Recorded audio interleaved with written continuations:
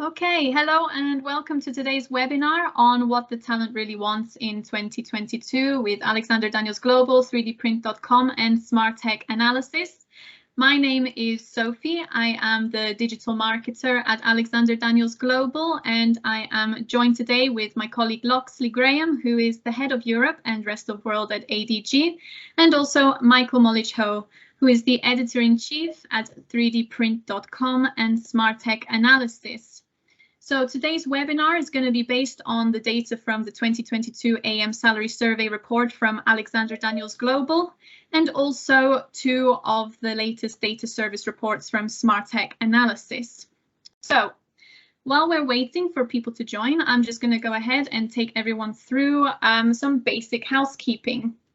So as you'll have noticed, your cameras and microphones will be off throughout the webinar, but don't let that discourage you from using the chat feature. I will be your moderator today, which means that it's my job to keep an eye on any comments or questions that you drop into the chat, and I'll try and feed those into the conversation that we have with Loxley and Michael. This webinar is now being recorded, and a copy of that will be sent to registrants after the event. And it'll also be shared as a podcast episode at a later date. So on today's agenda, today we're going to be going over the intentions of talent to change jobs in 2022. We're also going to talk a little bit about how you can use the data that we're sharing to attract top talent to your organization. And those 2 points will be covered by Loxley. Then we're going to hand over to Michael, who's going to go over some SmarTech market data and tell us how that can inform us about where to hunt for jobs this year and going forward as well. And then we're going to hand back over to Loxley after that, who's going to go through some tips for managing salary expectations and also for negotiating compensation packages in the AM industry. So without further ado, I'll hand over to Loxley, who's going to get us started on the intentions of talent to change jobs in 2022. Thank you, Sophie. So first of all, just to look at some of the data coming out of the report from Alexander Daniels Global. Each year we run a salary survey that really focuses on and tries to understand some of the different data points from candidates from a salary perspective. We also host a talent market white paper that also investigates some of the different likelihoods for different candidates and also employers to look at making transitions or changes in their careers. One of the questions that we have recently asked was how likely are AM professionals to change jobs in 2022? As you can see from the slide here, there's been a 1% decrease in respondents who are very likely or extremely likely to change jobs. The number is down from 50% in 2020. People are opting to stay in their jobs due to uncertainties of changing jobs in a recovering economy, and others may have just recently changed jobs in the last 12 months. In contrast, there has been a 2% increase in respondents who are unlikely or extremely unlikely to change jobs now. Just to elaborate on that a little further, I think some of the key reasons behind this and some of the things that we have observed through the conversations that we have held with candidates alongside some of the discussions that we've held there with companies that we are working with is that the pandemic has definitely made an impact on people's intentions to move roles. The uncertainty that we have seen through the pandemic, the uncertainty that we have seen there for people to relocate and then be able to easily get back home if there is ever a crisis or an emergency has really came to more of the forefront of people's thinking. And so as a result of that, we are seeing now people less likely to be willing to make that move. Of course, it's perhaps not as much of a decrease as we may have initially expected, but there definitely has been an impact as a result of the pandemic and also some changes in the market as well that have resulted in people being less likely to make a move at this time.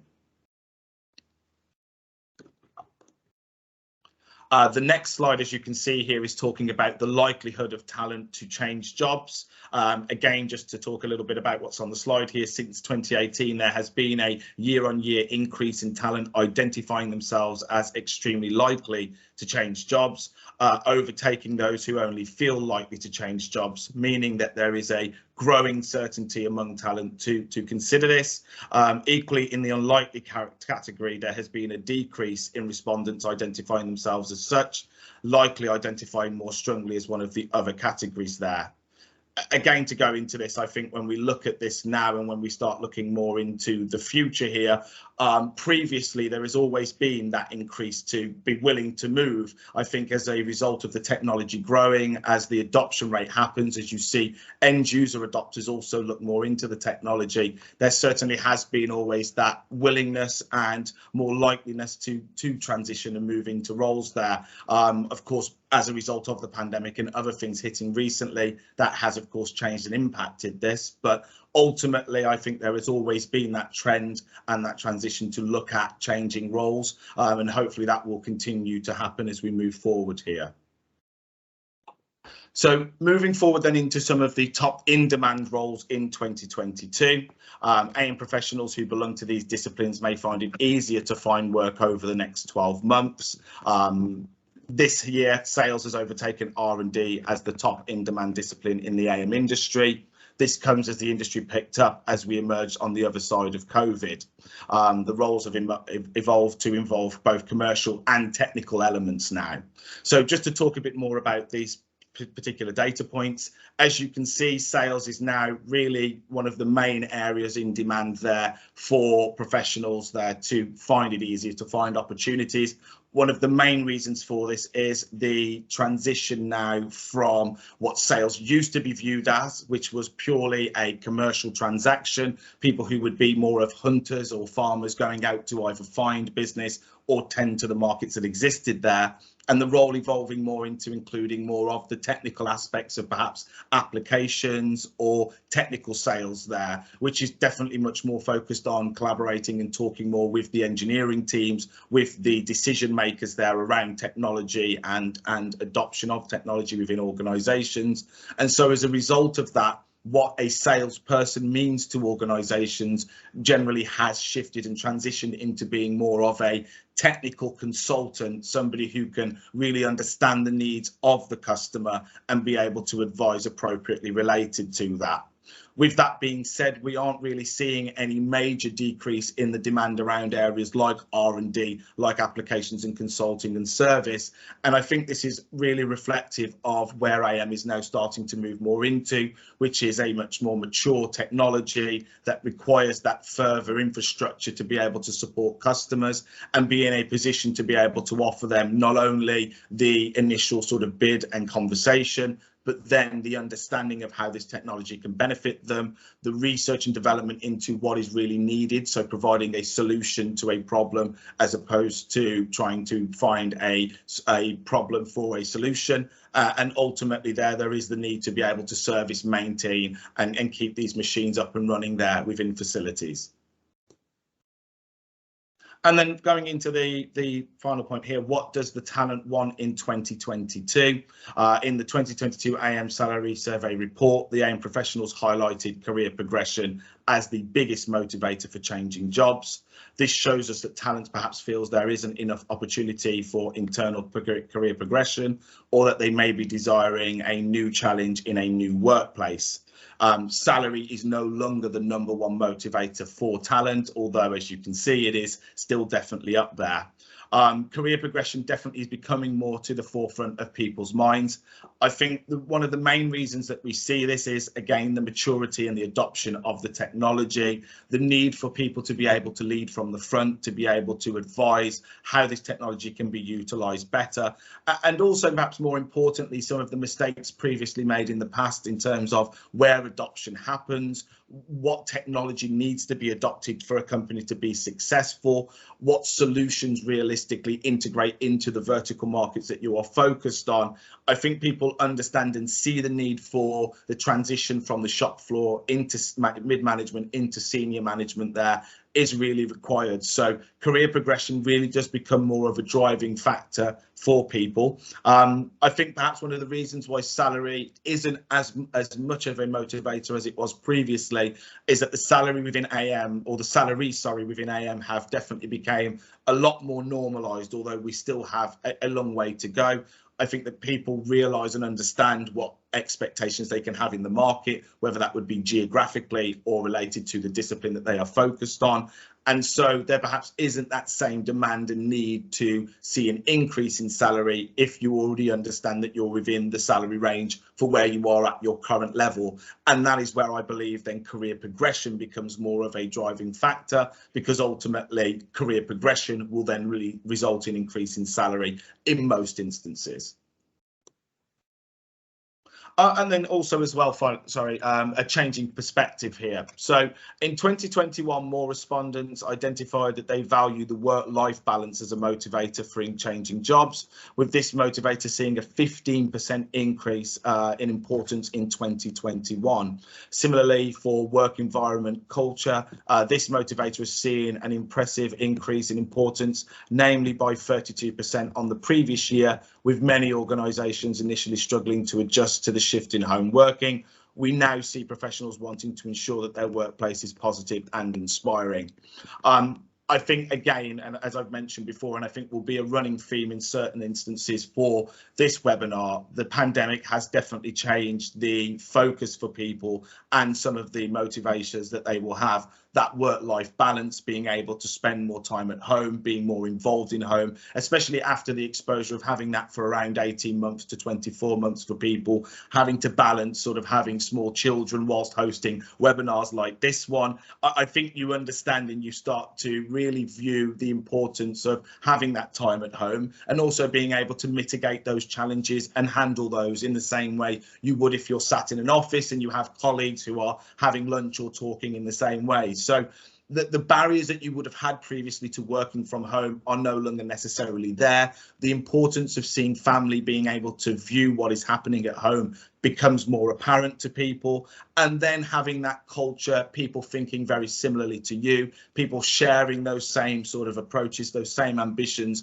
those same motivations, also becomes very important. Because if you're working for an organisation that perhaps does not share the same enthusiasm for being at home, or alternatively the same enthusiasm for being in the office, collaborating together, that can be something that can be a real detractor from your own ability to progress, from your own ability to deliver at work. So it definitely makes a lot of sense as to where these factors become more important, and a very clear result, a clear indicator as to where this comes from. Great, thank you so much, Loxley. It just sparks a little bit of a question for me, though. So from all this data that we've just gone through, yes, I'm now wondering, what advice would you give then in terms of using this data to attract talent to an organization? If this is what the talent really wants and what they've said that they value through the survey report that we've released, how would you use this to give advice on to an employer, for example, on how they can attract talent to their organization? Oh, great question, Sophie. I think a couple of things that would spring to mind immediately related to that. One would be looking at the motivators for potential candidates joining your business. I believe that it makes it a lot easier to be able to build up a proposition that will appeal to the type of talent that you want to attract to your business. And I think that's really important to reflect on and to acknowledge that for some people, having a business that is predominantly based from home works very well. For some organisations, having a team that is very much focused on being in the office also is a real important factor. So being able to build your business in a way that offers and attracts that talent to your organisation. Perhaps it is having more holiday so that even if you are in the office, you get more time away at home. If it is being able to have that flexibility to join team meetings through communication devices like Teams, like Zoom, like other programs that exist out there, it makes sense to be able to offer those solutions to different potential employers. On top of that, I think when you look at some of the additional factors there, career progression, being able to outline to candidates a clear progression plan, being able to demonstrate to them how they can see themselves moving from engineer to senior engineer to manager to director, having that clear progression plan, being realistic in the prospects of people being able to do that will enable you to not only attract talent, but also retain it as you go forward as well. So they'd be just one or two ways that I would look to try and utilise this data to be able to focus on how you'd be able to attract talent moving forward. Perfect, thank you. So I find it really interesting to see how the kind of employment landscape has really changed over the last few years. But yeah, no, those are some great points. Thank you. Great. Okay, so now we're gonna move on to the next segment. So we're gonna be introducing Michael into the conversation. He's gonna be taking us through some of the SmarTech market data, excuse me. So hi, Michael, would you like to tell us a little bit about the data that you're about to take us through, and tell us about how that data has actually come to be? Yeah, sure. So SmarTech Analysis, which is the leading additive manufacturing market research firm, every year, or I guess every quarter, we update the data that we use for our research reports and our data services. And so, we've got a pretty extensive set of data. We collect information related to hardware sales, software sales, materials. It spans pretty much any category you can think of in 3D printing. So like with the data services report, people can either subscribe to a quarterly data report that has everything like how much material was shipped in a certain industry. So like it'll say, how many kilograms of copper were shipped in Q1 of 2021 or something like that. And so people can either subscribe to it as like a quarterly report, or they can purchase it on an as needed basis. And so they're broken down into the core metal 3D printing report and the core polymer report, or you can buy both of them, or you can work with the company with SmarTech to get just the data you need. But then we also do regular reports on specific segments. So I wrote a report on copper, which is why that came to mind. Anyway, so this data we collect, it spans almost everything. And as we were talking with the ADG team, we realized that, if you look at the growth of different sectors in the industry, it might help us anticipate where jobs are going to take place. So we started looking at the compound annual growth rate of different areas in the industry, which normally people might use this data to sort of anticipate where they're going to see the most sales or something like that in a technology segment. A company like Stratasys or something could purchase it to see, where inkjet 3D printing is heading in terms of revenues and material sales. But we decided maybe we could use this data to determine where the talent could go. And so that's what I'm here to talk about today. Perfect.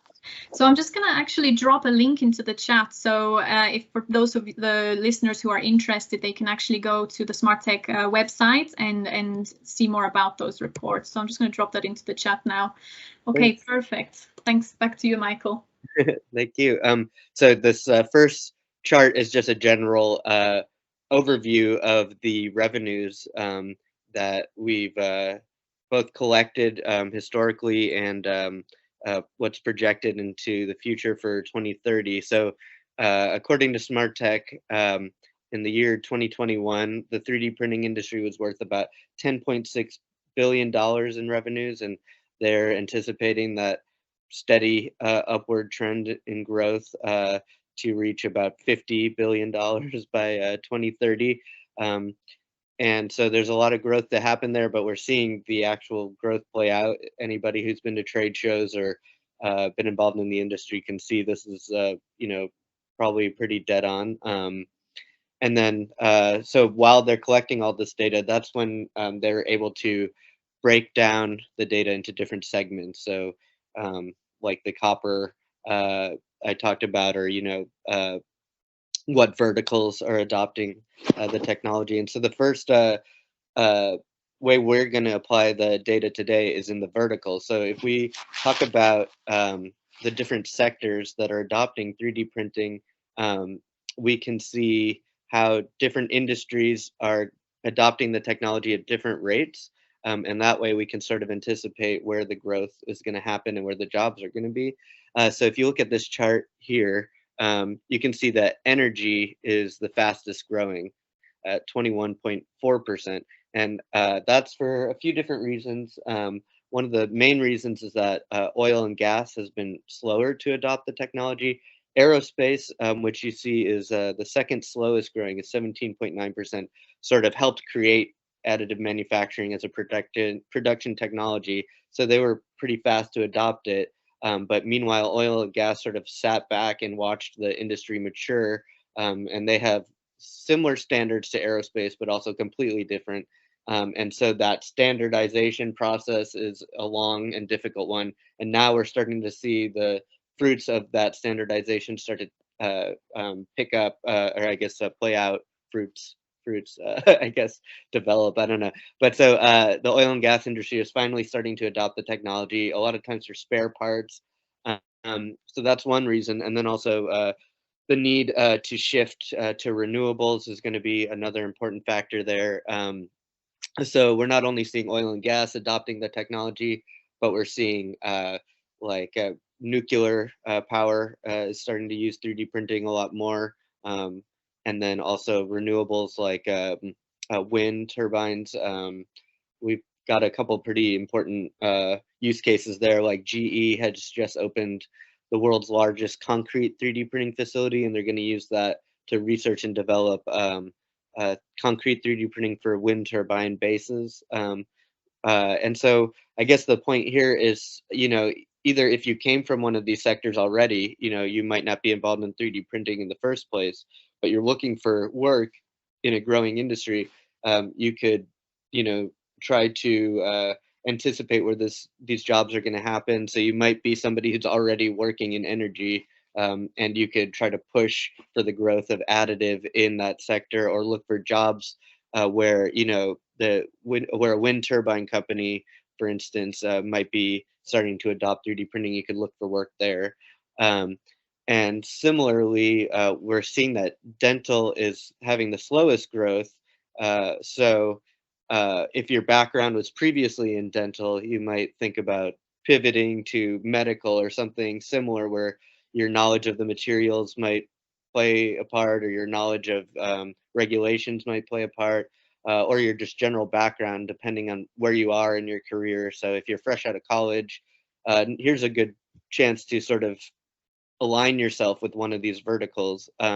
If you're in the market if you've been in the job market for a while, you can try to strategize how you might either use your background from one of these verticals, or your passion for one of these verticals, to get into the AM sector that way.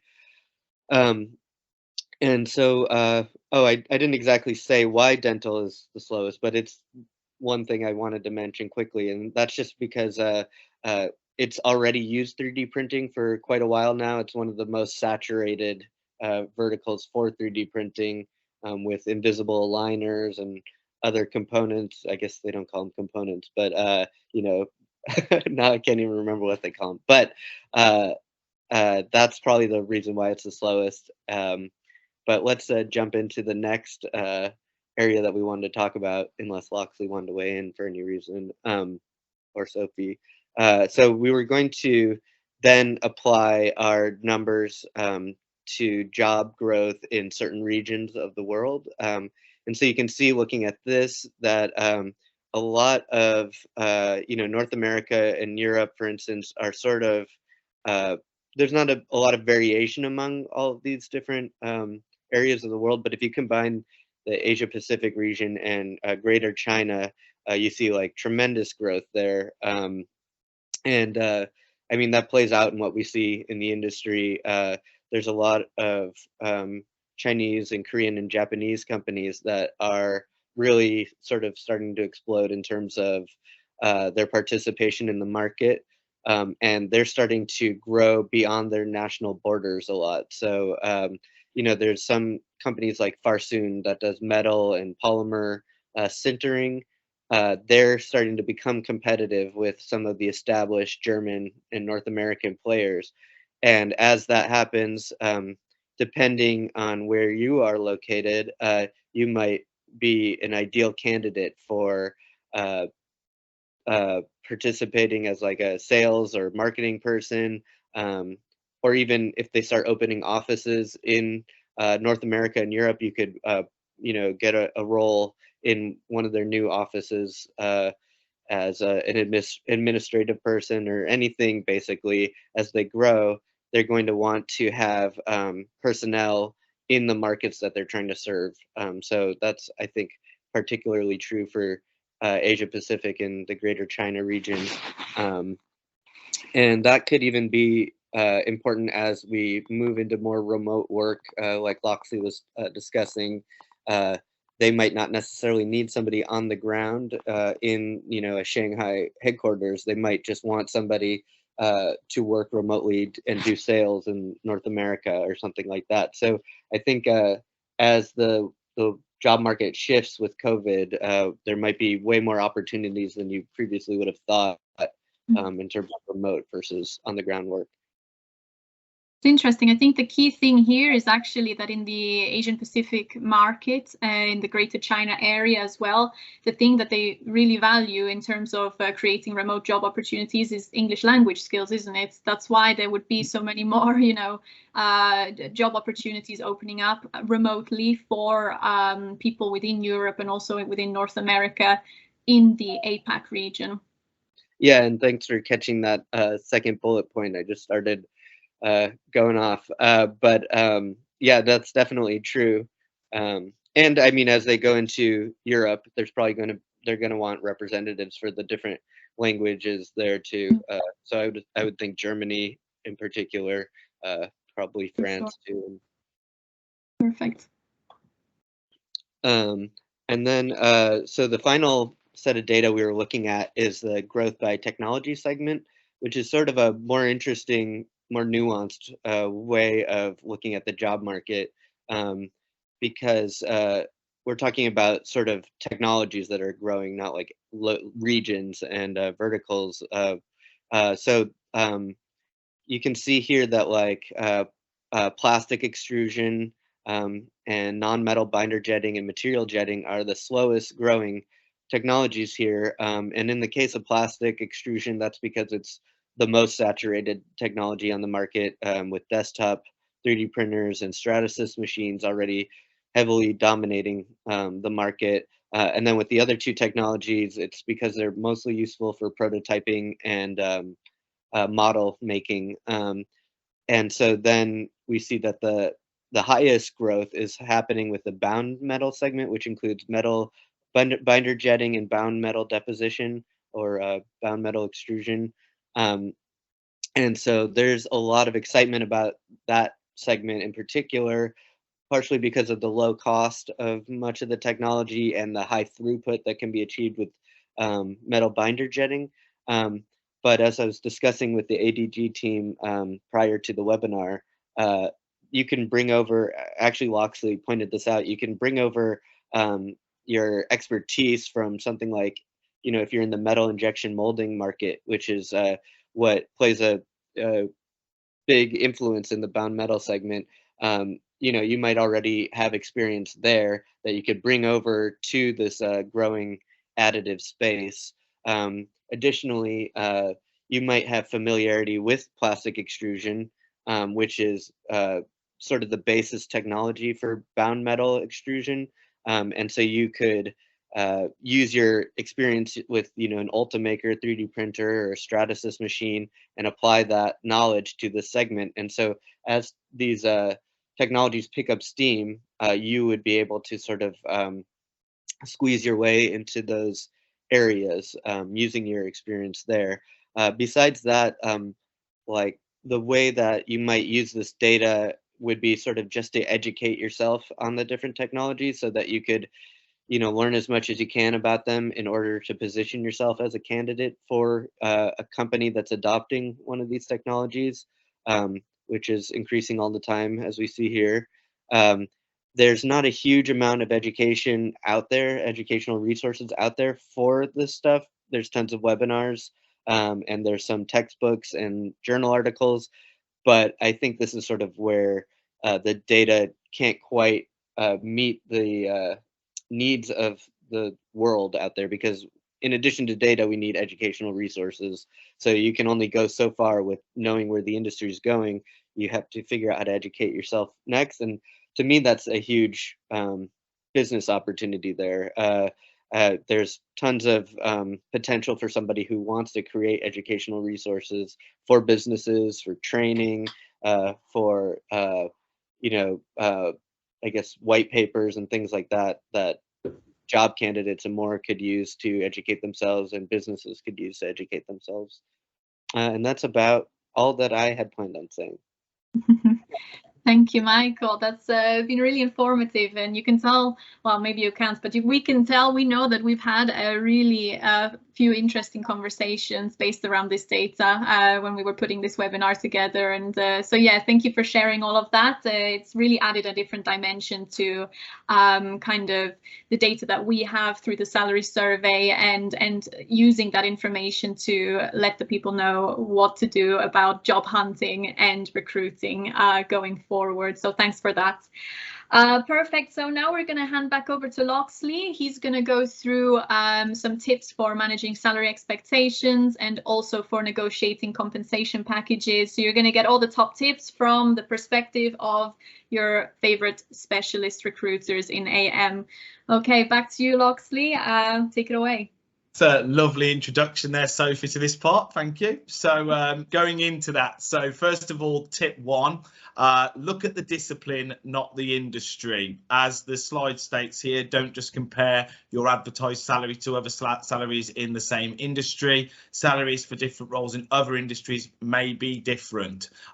Think about how you are going to position the opportunity. How will your salary compare with other industries?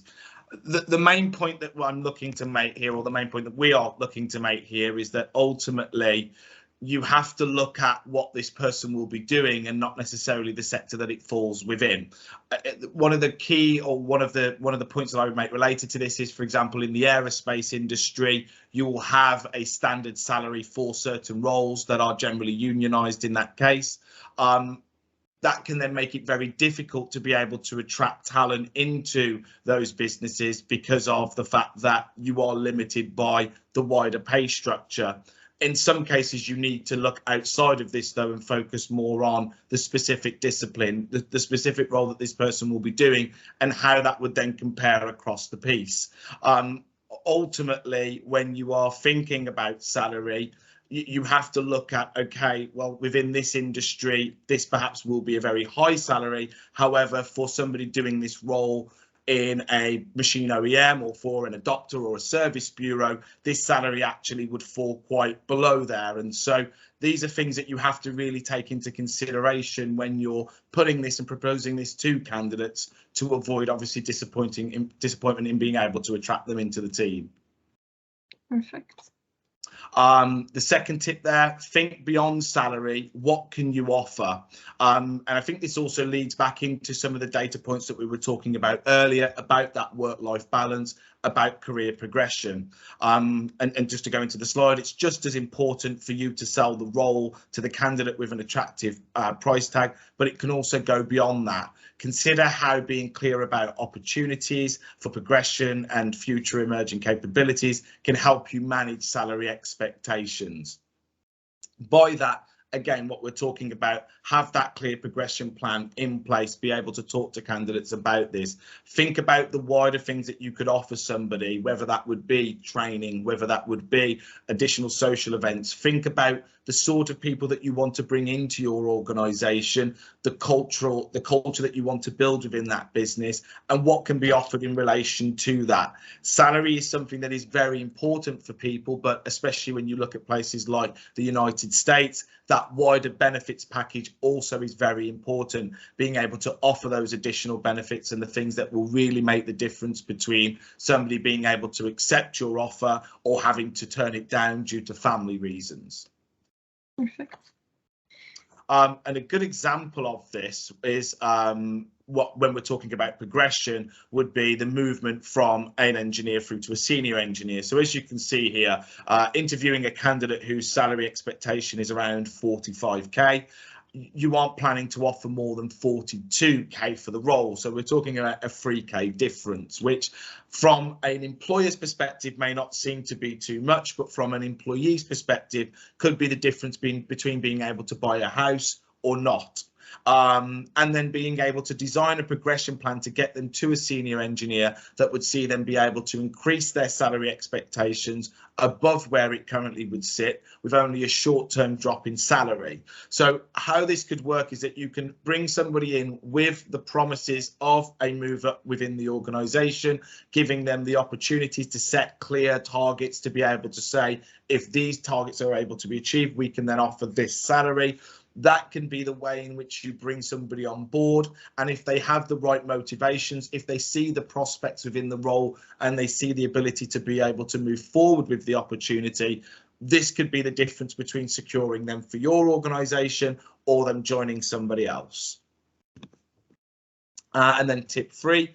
Is it worth bulking out salary with benefits? As I have touched on previously in the former slide there, benefits can vary from workplace to workplace and may be difficult to match. Therefore, it's worth differentiating yours, thinking about offering AM specific benefits, such as offering opportunities for upskilling your team through AM specific courses. There are other ways that you could look to offer sort of additional benefits there. If you're a printer OEM, dependent on the price point, and I do very much appreciate this, it could be that you give people access to a machine or maybe certain hours working with a machine there for personal projects and focus. That could be one way that you attract people into the organisation. It could be that you think about and you look at, well, the standard sort of 401k, what could you offer in comparison to that? Healthcare benefits, what could you offer related to that? Are there certain things for the culture of the business that you want to build that would make more sense? For example, if you have a community that's very much focused on design and optimization in those areas, maybe having a part of the facility which is focused on gaming, for example, could be something that really appeals to people and could be the thing that attracts someone to your business as opposed to going elsewhere. Some organizations have a strong cycling community, for example. There are a number of things that you can use if that is the sort of culture that you want to build within your business, that you can then offer those specific benefits so that not only are you able to retain those people, but attract very similar-minded people into the business as you go forward. Great. Okay, let's go ahead and talk about some tips for negotiating compensation packages. So we've just covered a little bit to help out the hiring managers. Let's help out the job seekers now. Definitely. So tip 1, be mindful of the cost of living where you will be. If you are relocating for a role, what will your new cost of living be in that area? Will it be more or less than now? And a very key point, don't negotiate on a figure that is not relevant to your situation. So just to build on those 2 points a little bit further, when relocating, something that can be in some cases overlooked until the final stages of a conversation will be, well, how much will it cost me to live there? I'm sure anybody who is in this webinar who's from the United States will be able to see a major differential, for example, from, say, the Bay Area to anywhere on the East Coast, realistically. And so as a result of that, you have to be mindful when talking to a company, what will be the percentage difference in cost of living? And it's more than just sort of rent there, or of course mortgages or accommodation. You're talking about your cost of food, the cost of going out, the cost of the activities and the social life that you would like to uphold. These are all factors that very much play into making the decision, negotiating the salary and being able to make that transition. On the flip side of that, it is always worthwhile being mindful that if your cost of living is going to reduce substantially, maybe it's worthwhile looking at taking a slightly lower salary to get more opportunity to yourself in the future. And that's what we talk a bit more about when we're saying don't negotiate on a figure that's not irrelevant to the situation. We've had a recent scenario where we had an organisation in northern Spain. The cost of living there would be substantially lower than, for example, somebody based in Germany. And so it's very important to reflect on that when you're talking about salary going into an organisation. Somebody that is at a current level right now could see quite a substantial increase in responsibility, and whilst on paper it would be seen that they aren't seeing a major increase in salary, in fact, when you look at the cost of living, that may not necessarily be the case. So always be mindful of the wider situation and ultimately how much it's going to cost for you to have the standard of living that makes you happy. Yeah, I guess just a relevant personal experience is one time before I had this role, I applied for a job in Europe, and my salary expectations were much higher than they were willing to offer because the social safety net in Belgium was way stronger than it is in the United States. And so we couldn't really see, actually that happened to me twice, and we just couldn't really see eye to eye about it because it, coming from the US, it's hard to even anticipate, like do the calculations to know what the cost of living will really be like in another country like Belgium or Germany. Yeah, and there are websites that help with this. There aren't any that I would want to specifically suggest that people use, but of course there are a number of different sites out there that will give you a rough estimation of the cost from, say, Detroit to Antwerp, or from from Stuttgart to Paris. There are websites that can give you that insight and help to give you some guidance related to that. But no, Michael, that was a fantastic example of what we're talking about here, and also something that I think employers need to reflect on when you're talking to people about that, because what may be a norm for you to have that social safety net would not be necessarily the norm for yourself there. And at least being mindful of that and acknowledging that in the negotiation is something that will go a long way for potential candidates there. Tip 2 was knowing your value. Consider how valuable you are. Is your discipline or skill set in high demand? Do you have transferable skills that would make you an asset to the business you're interviewing at? Based on this, are you able to ask for a higher or lower figure? So Michael made a very good point related to this when we were talking earlier about the transferable skills. Say, for example, metal injection molding into binder jetting there. Having that past experience in some interviews can be completely irrelevant. In others could be the difference between you being the #1 candidate that they will go above and beyond to bring on board.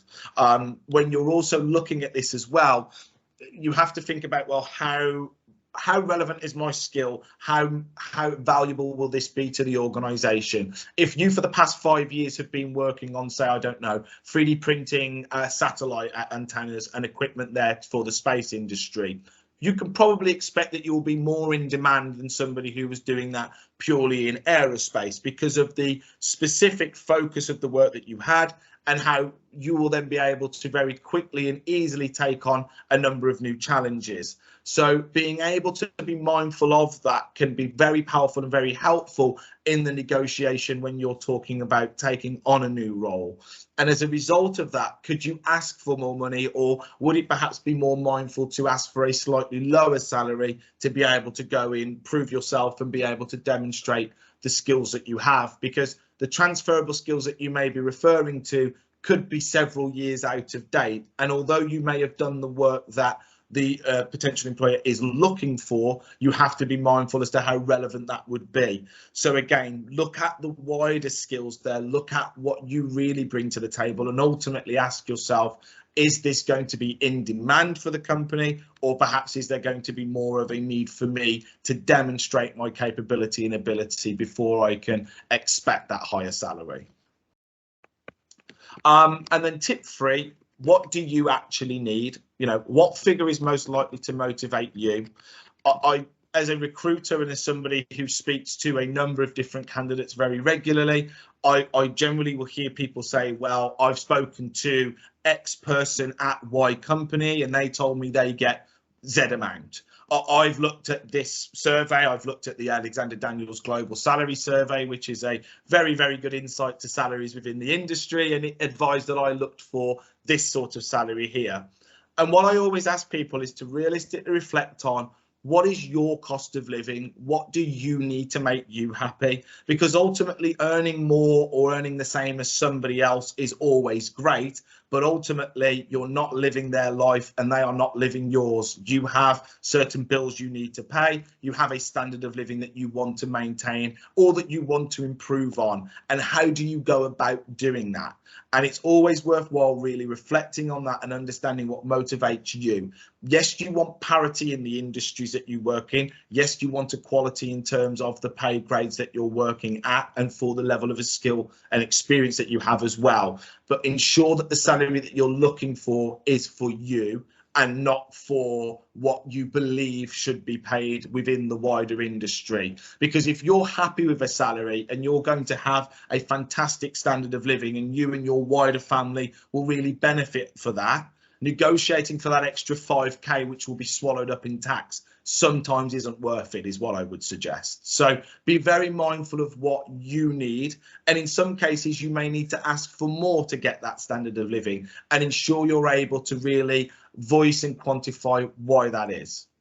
I think the important thing to think about here is, as Loxley, you've said to me many a time, it's very easy to increase your cost and standard of living, but it's very, very difficult to take a step back and decrease it.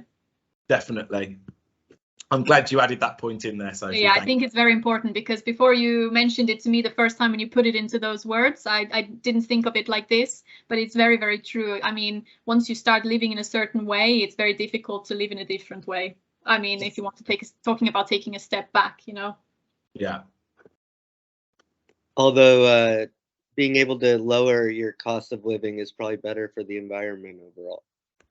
That's true. Very true. Very true. So, and then just one final bonus tip here from ourselves there is, if in doubt, get in touch with a recruiter like me. Obviously, research the recruiters in the industry, start a conversation directly via LinkedIn or email, and see what advice and experience recruiter can give you on your unique situation. Obviously, there are people like myself, but there are very industry specific recruiters in different industries. There are other AM recruiters as well.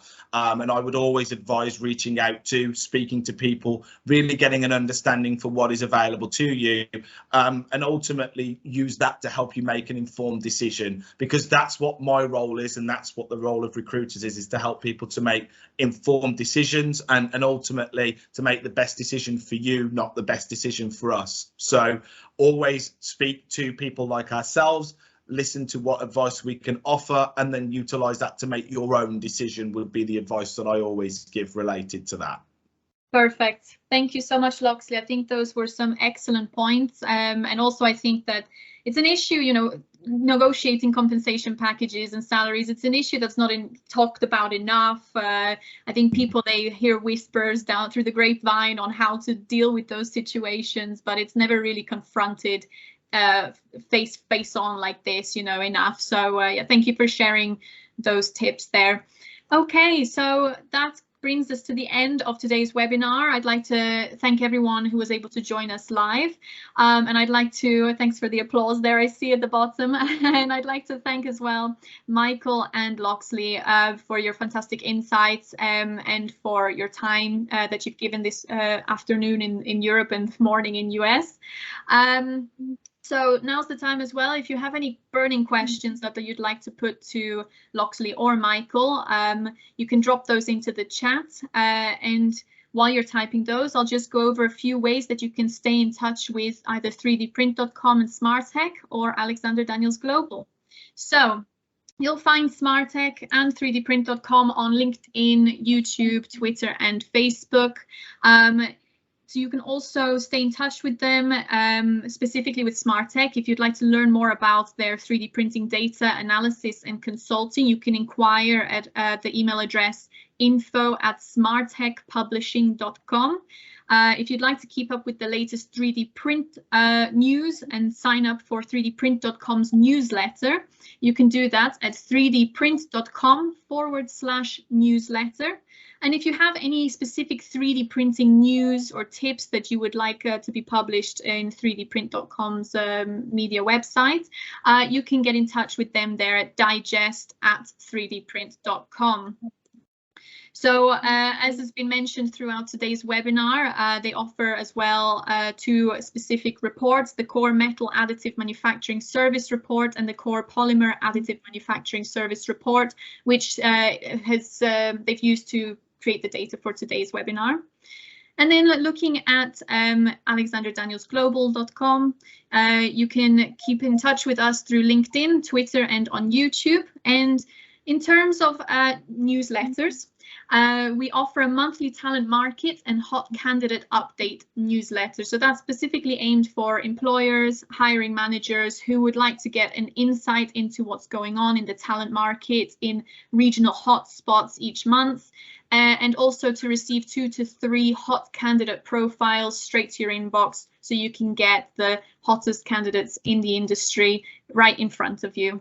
Having said that, if you would like to be featured as a hot candidate in our newsletter to our employer contacts, you can get in touch with me at sophie.pontoppidan@alexanderdanielsglobal.com. I know that name is a mouthful, so you can also find me on LinkedIn and on the Alexander Daniels Global website if you'd like to get in touch about being featured as a hot candidate. So in terms of resources from alexanderdanielsglobal.com, we obviously have the AM salary survey report, which our data from today's webinar has been based on. It's a free download. If you haven't downloaded it already, I highly recommend to go ahead and visit our website and get your free copy today. Also, I'd like to invite you to our next webinar, which will be on the gap in DEI in the AM workplace. So that's the gap in diversity, equity, and inclusion in the AM workplace. The details of that are still being ironed out, but if you head to our website again, you can find that a dedicated page on there about that, so you can get an idea of what we're going to be talking about in the next upcoming webinar. Okay, I can see no questions have come in, which means we must have done an excellent job in covering all the bases. So thank you very much for joining us, and yeah, we'll see you next time. Thanks. Thank you.